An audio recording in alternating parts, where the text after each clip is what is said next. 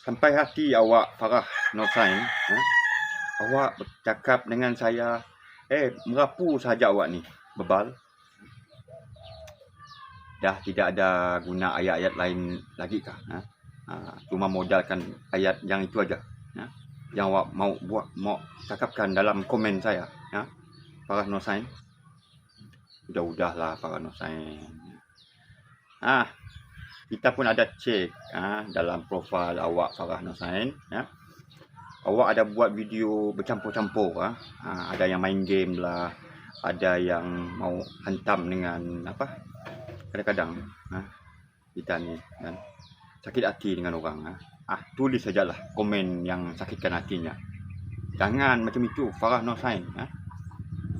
Anda ada orang pakai macam itu lagi, cakap yang elok-elok, sebab apa yang saya cakap ni semua yang elok-elok aja. Yalah, kalau rasa itu yang modal yang awak ada, awak tulis saja ya, Farah Nursain.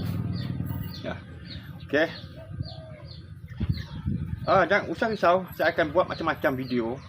Saya akan bully awak juga, jangan awak heran. Okey, kita akan berjumpa di lain waktu. Farah Nursain.